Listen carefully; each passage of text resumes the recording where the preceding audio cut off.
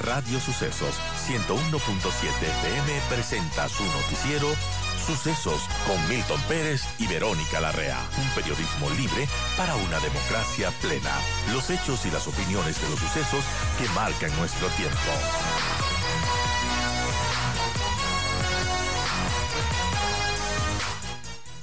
Buen día, Vero, amigos. Gracias por seguir con nosotros. Yo doy la bienvenida a Fernando Carrión, experto en temas de seguridad, por un tema que hemos venido siguiendo desde hace algunos días, que es este informe de Arduino Tomasi sobre un posible subregistro en las muertes violentas en el periodo del correísmo. Desde que salió la base de Manta, exactamente se está llevando o se ha llevado esta comparación de datos. Fernando, buenos días. Gracias por acompañarnos.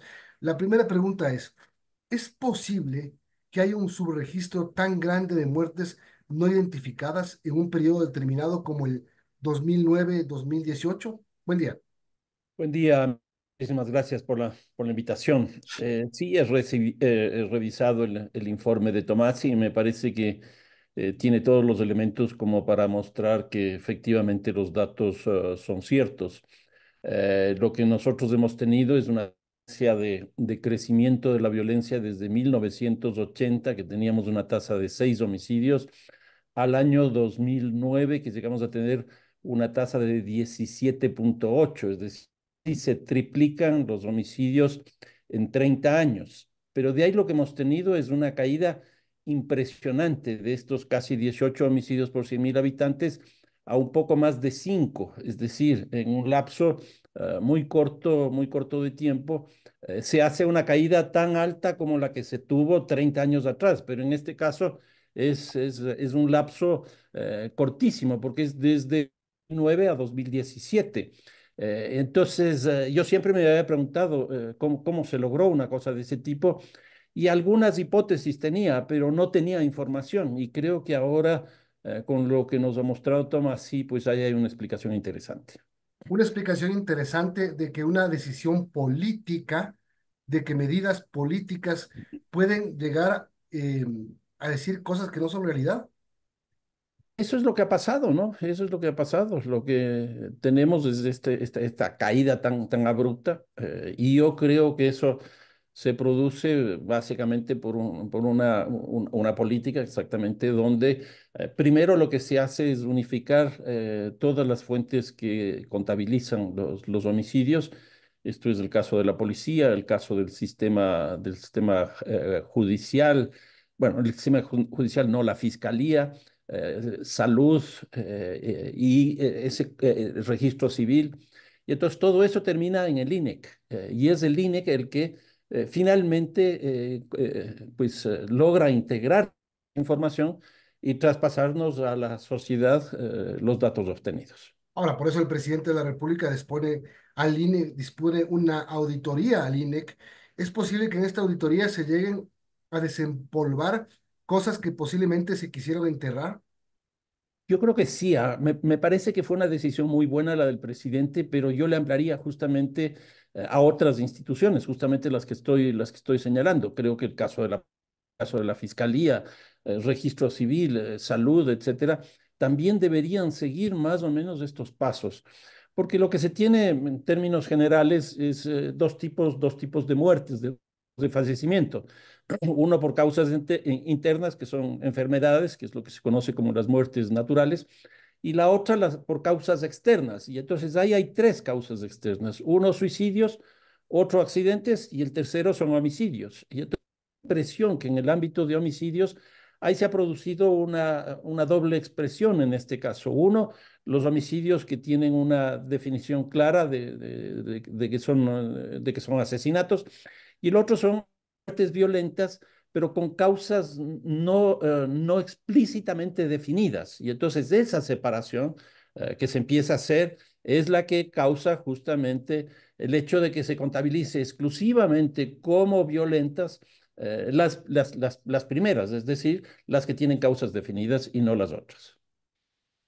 Fernando, buenos días. Respecto a esta investigación que realiza Ardonio Tomasi, él tiene esta hipótesis que existía esta paz narca que no solo implicaba la tolerancia del Estado hacia actividades criminales, sino también que este periodo coincidió con lo que estamos hablando, un subregistro sistemático de muertes violentas, y no era más que una ilusión que ocultaba el avance del crimen organizado en el país. ¿Usted cómo ve esa hipótesis? ¿Qué tan creíble podría ser esta hipótesis que explica y que explicaría justamente este subregistro de muertes violentas? No, yo tengo ahí a una distancia frente a Tomasi, principalmente, yo diría a tres elementos. Uno, el tema de la captura de droga, porque lo que plantea es que mientras se captura la droga, se incrementan estos tipos de muertes violentas no determinadas. Y la segunda es la salida de la base de Manta. Y era justamente la que usted está señalando. Entonces, yo creo que ahí yo tengo algunas diferencias en términos de la explicación del fenómeno. Lo que sí creo es que los datos que él nos muestra son muy claros y nos está revelando un problema muy complejo que se inició a partir del año 2009 y habla de 7.349 homicidios no contabilizados como hechos violentos. Y eso, bueno, es un ejercicio muy elemental, porque el estudio que hace Tomasi es de 10 años, del 2008 al 2018. Si dividimos eso para los 10 años, un promedio, cosa que no es cierta, pero eso nos daría un incremento de más de 700 personas por año, que es una cantidad muy alta. Incluso él sostiene en el 2014 que la tasa de homicidios era de 8 homicidios, según el gobierno. Los datos de él daban que era una cantidad mayor, que era casi el doble de este promedio que estoy señalando. Entonces ahí tendríamos 16 homicidios por 100.000 habitantes, que de todas maneras sigue siendo más baja frente a los casi 18 que señalaba hace un rato en el 2009. En otras palabras, yo creo que en ese periodo sí hay una reducción, pero no una reducción tan considerable como la que está establecida. A ver, aquí estoy leyendo un informe que hace Lupamedia, un portal periodístico. Dice, del 2007 al 2017, los 7.000 y pico de muertes que estudia y que determina Arduino Tomasi. Pero del 97 al 2007, es decir, los 10 años anteriores, hubo un registro de 5.144 muertes violentas no determinadas. Es decir, cuando vemos esas cifras, decimos, 38% de incremento, tampoco sería mucho, o sí es mucho. No, sí es bastante, sí es bastante. Lo que O habría sea, que ver. es para dudar. Sí, sí. Ahora, lo que habría que ver justamente con los que está señalando es si es que esta información del subregistro se hacía desde antes o se hacía desde el 2008, como lo muestra Tomasi. Porque si eso es así, ya es una tendencia generalizada y en ese caso sí, la caída de la tasa de homicidios no sería tan fuerte.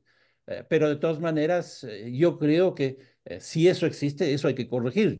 Aquí, Milton, si es que esa metodología se cambió, pues eso nos estaría diciendo que la tasa de homicidios hoy día probablemente sea más alta, Claro. probablemente sea más alta.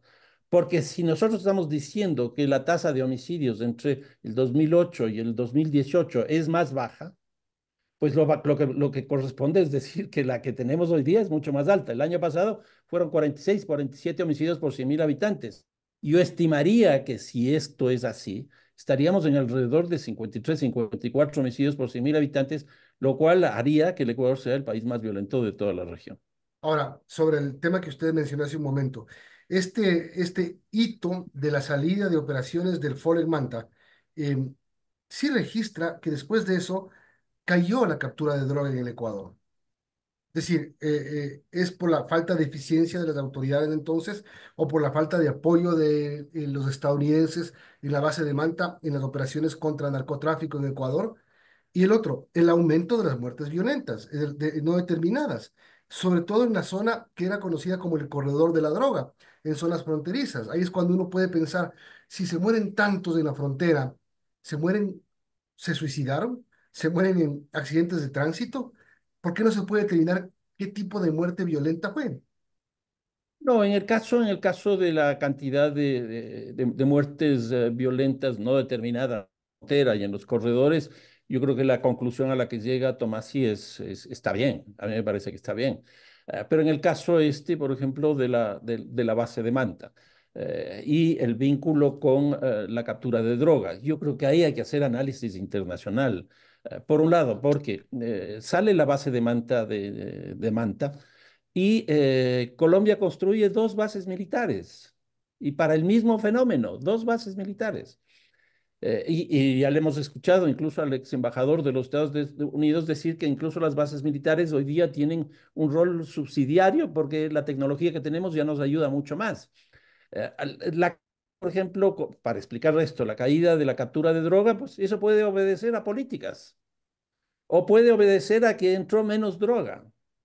Eh, aquí les pongo un ejemplo. El año pasado nosotros capturamos 211 toneladas, que fue el año de mayor captura que tuvo el Ecuador, 211.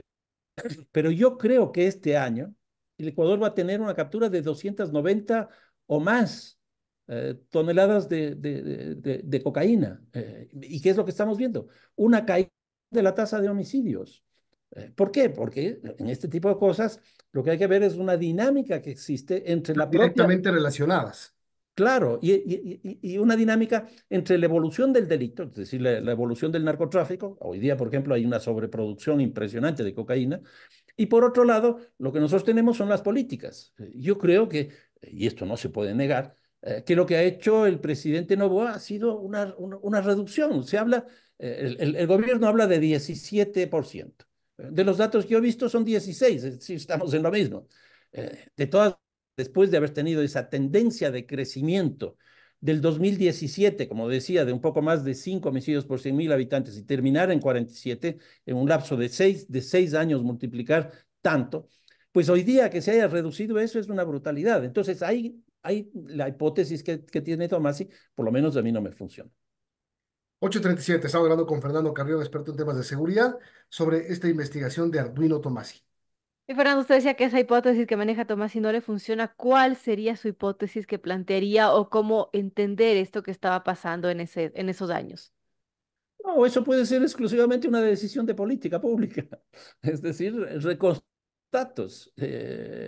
A mí me llama la atención que justamente cuando se unifican las instituciones, cuando se la institución a partir de la cual se va a difundir esta información, hay una caída, hay un proceso de caída de esto. Yo he revisado, por ejemplo, y en estos días justamente, los planes de seguridad integral, como les llamaban en aquella época, y es increíble porque ahí van planteando las metas que después se cumplen matemáticamente. Yo eso no conozco en ningún lugar. Eso yo no conozco en ningún lugar. Pero eso es lo que ha ocurrido. Entonces, aquí probablemente sea más una cuestión de decisión de política pública. Bueno, y lo que deriva este tema, en lo que deriva este tema, obviamente, es en lo que también investiga Tomasi, es la cifra de desaparecidos y la cifra de trata infantil. Sí, claro, él va incorporando nuevas dinámicas de violencia y yo creo que ahí nos da unos datos francamente espeluznantes. Es decir, yo lo que digo es que la información que nos entrega es una información que se tiene que hacer lo que el presidente ha dicho, hacer esa auditoría, hacer una investigación para verificar si esos datos son correctos. Si esos datos son correctos, pues yo creo que nos cambia la visión completa de lo que hemos venido discutiendo desde el 2009 para acá. En otras palabras, en estos últimos 16 años. Y yo creo que eso es absolutamente necesario y por eso me parece que la decisión del presidente es correcta. Yo siempre les pregunto a todos las personas con las que converso sobre este tema ¿es tan difícil no determinar una muerte violenta? Un número tan alto de muertes violentas, es decir, 7.000 personas que murieron en este periodo y que no se sabe de qué murieron o por qué murieron. Lo que pasa es que, Milton, para cada persona hay que hacer un registro de salud. Por eso es lo que digo que el área de salud también tiene que hacer. Entonces, ahí hay una ficha que uno tiene que llenar. Y eso lo llena el área de salud, lo llena fiscalía, los llena la policía, etcétera. Y entonces ahí pueden ocurrir cosas. Y después viene la suma de todo eso. Y entonces ahí van saliendo, este muere por estas causas, este muere por estas otras causas, etcétera. Esta se considera violentas, esta se considera muertes externas de este accidente, etcétera, etcétera. Entonces hay muchas interpretaciones que se pueden hacer sobre un mismo hecho. Y ahí puede ocurrir cualquier cosa. Bien, respecto a las investigaciones que tendrían que hacerse, ¿por dónde empezar, Fernando? ¿Qué tendría que hacer el gobierno actual para, bueno, de alguna manera esclarecer estas más de 7.000 muertes que no se esclarecieron en su momento? No, yo creo, nuevamente digo que lo que ha planteado el presidente es correcto. Hay probablemente para que adquiera legitimidad esa información, sería bueno establecer una comisión de personalidades que le hagan seguimiento a eso, no sea solo la información que provenga de la institución, sino que académicos, no sé, incluso gente de afuera, la Comisión de Derechos Humanos, una cosa de ese tipo, para que la información que salga de ahí sea la oficialísima y con eso trabajemos, porque como decía hace un momento, el gran problema que nosotros podemos tener es que podemos estar interpretando una violencia con una información que no corresponde con la realidad. Y entonces estamos diseñando política para una cosa que no existe o para algo que es totalmente distinto. Entonces yo creo que eso es absolutamente necesario e imprescindible hacer, porque esa va a ser la base para la comprensión del problema de ahora en adelante en términos de violencia. Bien, Fernando, gracias por habernos acompañado con este, como siempre, importante criterio sobre los temas que nos preocupan. Fernando Carrillo, muchas gracias. Buenos días. No, muchísimas gracias a ustedes. Un fuerte abrazo. Igual.